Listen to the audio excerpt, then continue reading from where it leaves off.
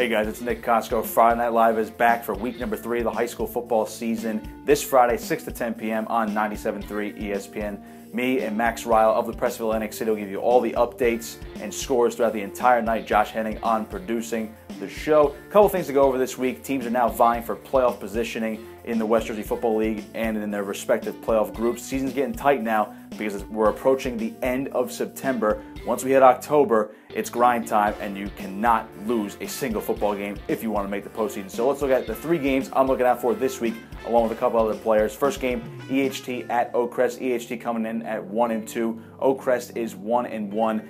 Tough loss for EHT last week, 21-0 to Kingsway. Oak Crest lost 30-0 to Heinlein, so both these teams looking for a bounce-back week.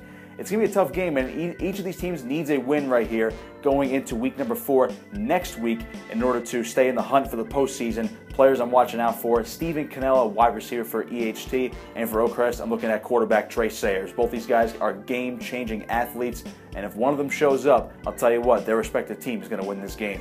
Game number 2, have to look at Shawnee at St. Augustine Prep. Shawnee, a tough loss to Hammonton just last week. The Prep losing to St. Joe's as well last week. So both teams also looking for another bounce-back week. These are really, really good football teams. The Prep, obviously, is one of the best private schools in the area. Shawnee, one of the best public schools in the area. So looking for a great matchup out there in Richland, New Jersey. I'm looking at quarterback Joey Dalsey for Shawnee. And for the Prep, I'm looking at quarterback Chris Allen. It's going to be a monumental game. We could see a lot of passing in this game. Could have a very high-scoring affair between the Renegades and the Hermits. And finally, looking at Hammonton and Holy Spirit. This is a very interesting game as Hammonton came off an upset victory over Shawnee just last week. Holy Spirit thwarting Camden Catholic last week, 38-0. So looking for Holy Spirit, again, private school against public school power.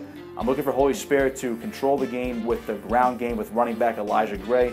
But if Hammonton gets into play, their running back Jaden Abrams is also a possibility to control this game as well. Hammonton, Holy Spirit, big game. These are my 3 games of the week. We hope you tune in Friday Night Live this Friday, 6 to 10 p.m. on 97.3 ESPN. Max Ryle of the Press of Atlantic City, along with me, Nick Kosko. See you then.